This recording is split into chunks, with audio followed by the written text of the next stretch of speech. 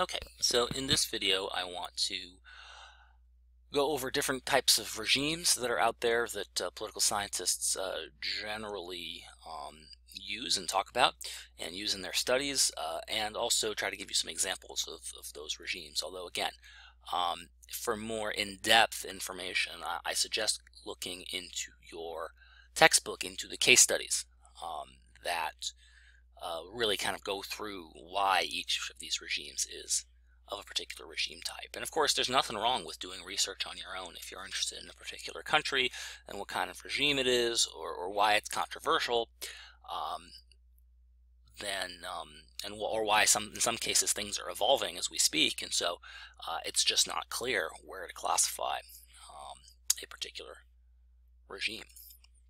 Okay, so let's start with liberal democracies. Now, liberal democracies are characterized by civil liberty, which means an extensive sphere of personal liberty. Political liberty, that means competitive elections open to all candidates and parties, as well as an extensive franchise, although how extensive is always an open question, right? So if Switzerland only gave the right to vote to women in 1947, was Switzerland that had competitive elections long prior to then not a democracy until it gave women the right to vote? The similar things might be said about the United States. Prior to the constitutional amendment permitting women to vote in the United States, was it really a democracy? So how extensive does the franchise have to be if you exclude a particular minority, or if you exclude women, or if you exclude a particular race, like in the case of South Africa under apartheid? Can you still call yourself a democracy?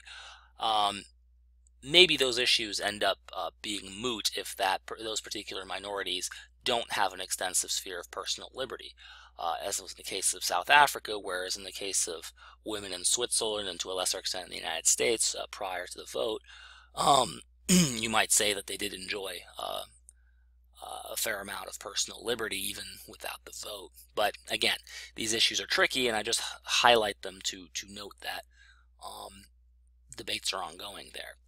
And finally, liberal democracies are characterized by a fair amount of economic liberty as well, which means extensive individual ownership of personal property and economic assets.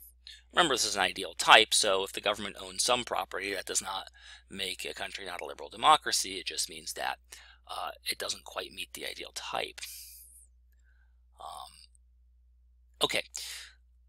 In liberal democracies, legitimacy is in part derived from popular sovereignty, that is to say, the fact that the people are in fact the ultimate authority in society, and in part by the protection and preservation of liberty and economic security. So legitimacy is not a one-trick pony. There are many components to it, but to the extent that these conditions are met, generally speaking, legitimacy is going to be satisfied in a liberal democracy. Examples of liberal democracy, well, this should be familiar to you. The United States, the United Kingdom, Australia, New Zealand. Note that a lot of these countries are, English-speaking, and either the UK itself or colonized by the English. So the English exported a model of liberal democracy a little bit all over the world. You might add, sort of less well-known English colonies like perhaps Jamaica or Trinidad, or what else? Well, the English were just about a little bit everywhere. So, moving forward, social democracies. Social democracies are characterized also by civil liberties, also by political liberty, but by a more limited economic liberty and a larger concern for economic equality. In particular, a concern for limiting the wealth and income differences in a country. So legitimacy in these countries is also derived from popular sovereignty, but also in part by the degree to which personal liberties and economic equality are protected. Some examples of social democracies include perhaps France, Belgium, the Netherlands, Italy, a lot of the Western European countries. There's a subtype of social democracy, and people argue whether it's really a different type or just a subtype of social democracy, called participatory democracy, and I do believe your book mentions it. But in participatory democracies, the concern for equality that characterizes social democracies is translated into worker input into the economy or directly into public policy through the process of a referendum, or in the United States we would call it ballot initiative. Let me give you two examples to fix the idea. Switzerland is very well known for its extensive use of direct democracy and referenda. Almost everything of note, all major policy changes are put to a vote, and they have to be approved by a certain number of districts called cantons. And so Switzerland is a good example of participatory democracy where the people participate very directly in government. Germany is an example of participatory democracy where, and perhaps this is less true today than maybe 25 years ago, but where workers through their unions were granted significant power on boards of directors of the companies that they worked for. So one way of making sure that companies weren't just furthering the interests of their banks and their shareholders, but also that of their employees, was to give their employees voting rights on the board of directors, along with the shareholders and the banks that finance them. And this kind of consociational mode of firm operation is very characteristic of Germany and to a lesser extent Sweden. But again, these are countries where a concern for equality wasn't translated was translated partly in terms of redistribution of income and wealth, high marginal tax rates and so on, but also through the economy more directly, such that wages were probably going to be higher on average in companies where workers got a say on the board of directors, because presumably the workers were going to be able to exercise some influence over policies like wages. Okay. Away from democracy, we go to communism. Now, communist regimes are characterized by state ownership and central direction over the means of production, like factories, shops, and farms. All of these are owned directly or indirectly by the state. State ownership and direction over opportunities for housing, education, recreation, all other parts of civil and social life. So the state, again, controls the housing stock, obviously education, but also opportunities for leisure, and really most parts of civil and social life come directly under the control of the state. This translates often into very limited personal freedoms of expression, of travel, privacy, press, and so on and so forth. Obviously, if the government owns the printing presses, then your freedom to say whatever you want is going to be limited. If the government owns most of the roads, all of the roads and other transportation infrastructure, travel is going to be restricted. If they own your houses, they're effectively your landlords, your privacy is likely going to be limited, and so on and so forth. Political participation in communist regimes is also tightly controlled. There are often elections in communist regimes, but those elections are usually only have one party running, and within that party there may not be a large choice of candidates. In fact, in many cases they could be just an opportunity to approve or disapprove of the party nominated candidate. So basically the people have to vote yes or no to the candidate proposed by the party, but of course knowing that voting no might bring some bad consequences. Press censorship, again, makes political participation difficult when criticism of the regime is likely to be muted. So income and rewards are often allocated for political reasons, or at least by political process, rather than market. The markets are largely underground. Black markets are everywhere, but they are not sanctioned and repressed. Communist regimes are also characterized by fairly extensive attempts to equalize the distribution of income and guarantee employment, healthcare, and basic social services. These can be done in different ways, often through firms. So because the government owns both the firms and the hospitals and the education sites and the daycare, basically they're delivering all the same service, and so often what happened was that you'd have, say, a large company would provide all of the services at once. This actually became a problem when communism fell, because when these firms were privatized, they weren't making any money off of the daycare and the healthcare and all of the other things that they were providing, and so they cut those services because they were trying to make profit. But of course, because the majority of the health infrastructure and the educational infrastructure in some cases was handled through those firms, that was a big hit. A lot of people couldn't get health care anymore, not necessarily because they couldn't afford it, although also because of that, but simply because the health clinics in their neighborhood that they had always been going to had been closed because they'd been run by the firms that were also employing them. Okay, legitimacy under communism. Legitimacy occurs through revolutionary ideology primarily, and then secondarily through economic equality and security. And what that means is that the heavy ideological education, or you might even say indoctrination, that occurs in communist regimes ultimately sets the standard of what the regime has to meet. This sets the standard the regime has to meet, and in particular, it has to be loyal to the ideology of the revolution.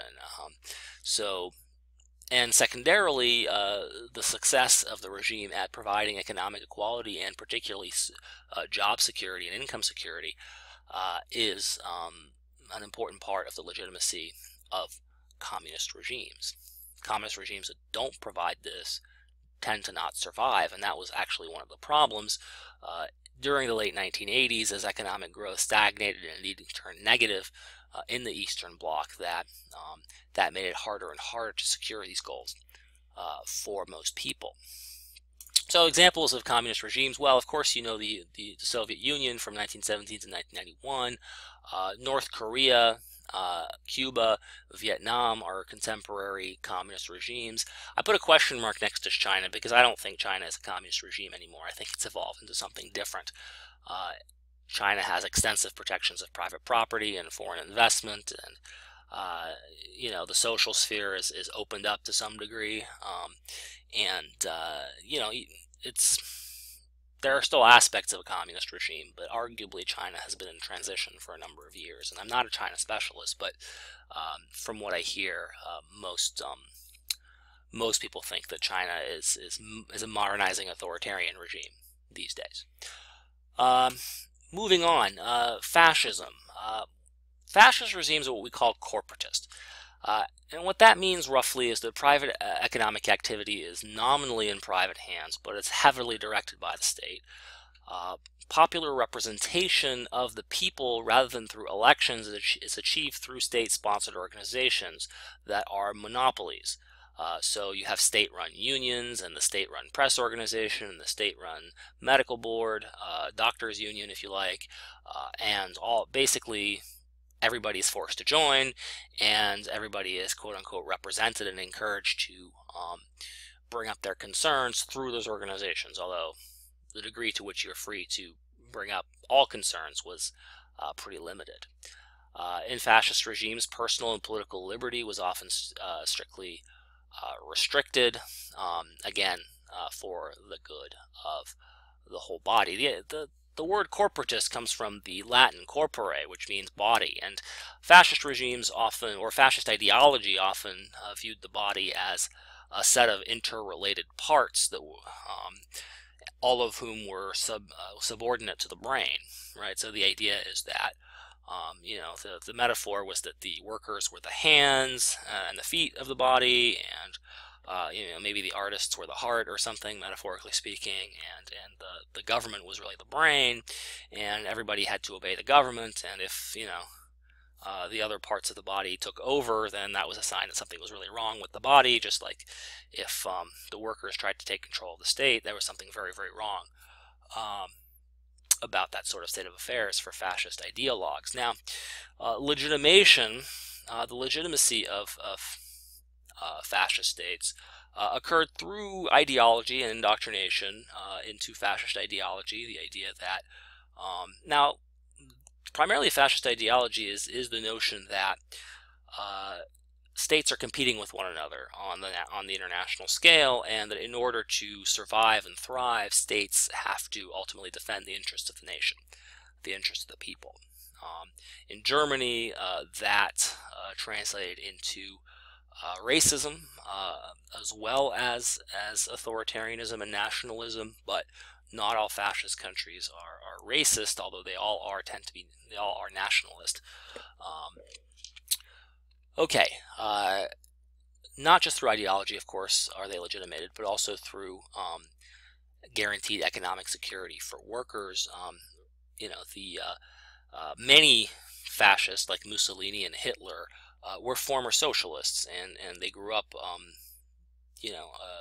heavily influenced by socialist ideologies, and heavily concerned that they needed to provide an alternative to socialism to the working class, or else everything would go communist. And communists are anti-nationalists.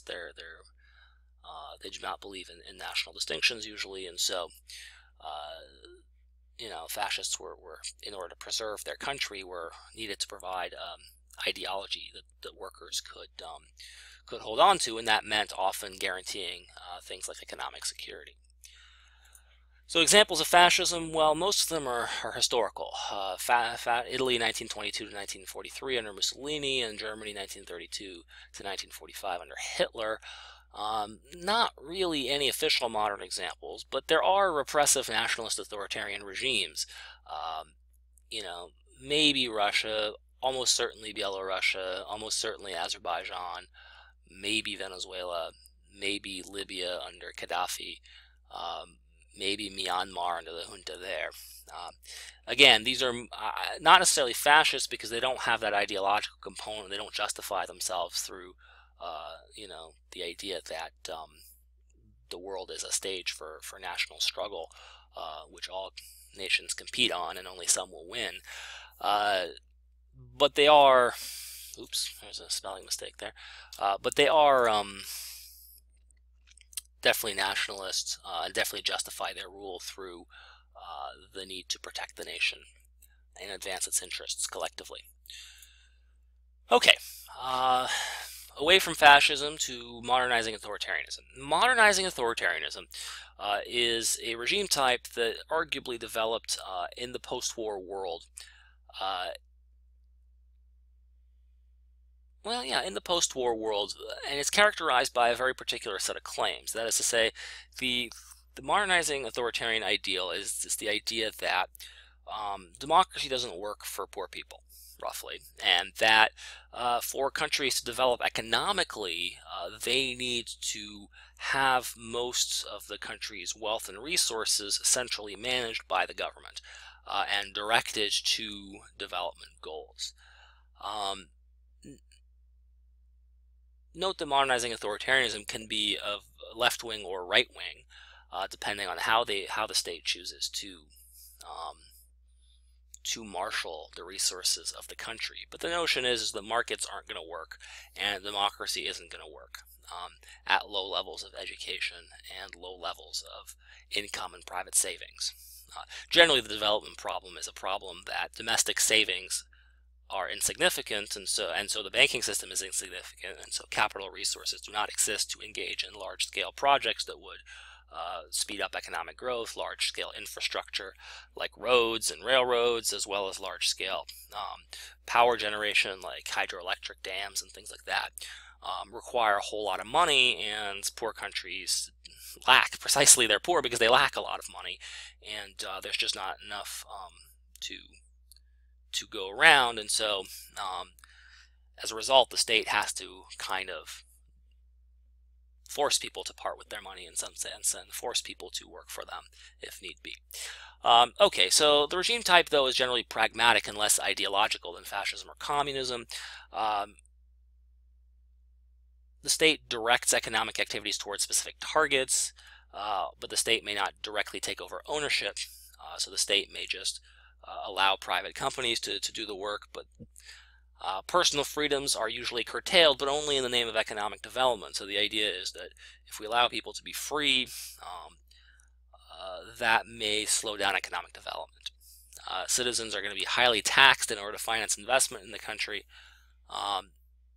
Particularly the domestic consumer spending and wages are going to be again, sharply curtailed because investment is prioritized, right? So everybody and every country has a choice between consumption and investment. You can spend your money, or you can save it and invest it and have it invested in projects that will hopefully produce money later. So modernizing authoritarianism is characterized by the notion that people, if they get money, are going to spend it rather than invest it, and that the needs of the country outweigh the needs of individual consumers. In modernizing authoritarian countries, the bureaucracy and the military are often powerful, and unions and labor movements are often weak, or they're co-opted in the way that fascists co-opted their labor unions by basically forcing everybody to join a state-sponsored union and keeping tabs on everyone through that. Examples of modernizing authoritarianism. Well, I think China's transitioning towards modernizing authoritarianism. Brazil is definitely a paradigmatic case from 64 to 85, and Argentina from 66 to 73. Arguably, this regime type was developed and invented by Latin American scholars to describe what they saw there, although I think the regime type also is perfectly suited to lots of African countries in that period as well. Modernizing authoritarianism, by the way, it was also the regime type of Singapore, Taiwan, and South Korea back when they weren't democratic. So back when they had their major development pushes in the 50s, 60s, and 70s, none of those countries were democratic. They were all basically modernizing authoritarian. Okay, moving to semi-authoritarian countries. Semi-authoritarian regimes are regimes that generally have elections, but in those elections there's one party that's very clearly going to win, and that party is also clearly identified with the state, and they allow weak and limited opposition to compete in what you might call rigged elections. Political and economic liberty is usually limited and curtailed. Elections do allocate some power, but a lot of power in society is not allocated through popular elections. So semi-authoritarianism here is a mix of democracy and authoritarianism, and usually, again, it's one very large party and lots of other small but generally powerless rival parties. The legitimacy of semi-authoritarian regimes is a mix, but it could be modernizing authoritarianism, it could be nationalism, it could be traditionalism or ideology. Here it's a bit of a hodgepodge. Some examples: well, Algeria, Angola, Zimbabwe, Venezuela, Malaysia, Singapore. All of these are countries where you see a single large party that tends to run the show, and rival parties. Rival parties being very small. Note that there's an inherent risk in this strategy for the leaders of the country, in that sometimes the rigged elections don't go as planned. Sometimes the people don't vote the way you heavily encourage them to vote. And one example, for instance, is Angola's recent presidential election, where the election law required candidates to get 50% or more than 50% of the vote in order to win. Otherwise, they would have to go in the first round. Otherwise, they would have to go to a second round. And after the first round, the sitting president only got about 49% of the vote, and his rival got about 40% of the vote. And the president decided to cancel the second round. Apparently, he was afraid that he would lose the second round, and so he just canceled elections. And so, even though technically he got more votes than anyone else, that's the sort of behavior you might see in a semi-authoritarian regime, where elections really are just a way of providing a veneer of legitimacy, and to make it look like the leaders have popular support for their policies, but in reality, not so clear that they do.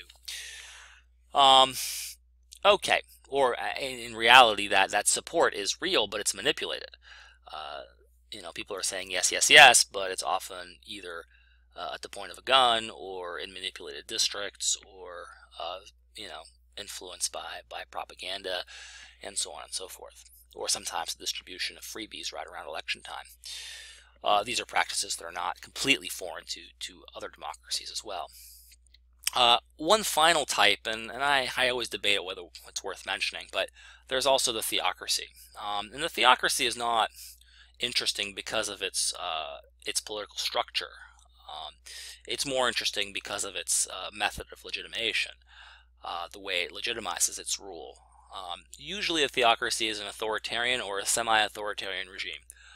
And it legitimates itself through religious rather than political ideology. That is to say, the reason why the government is coercing you is for religious reasons, and of course, that provides the maneuvering room for the politicians to justify the policies they want to adopt, because they try to couch those policies in religious terms, and their benefits in terms of religious benefits.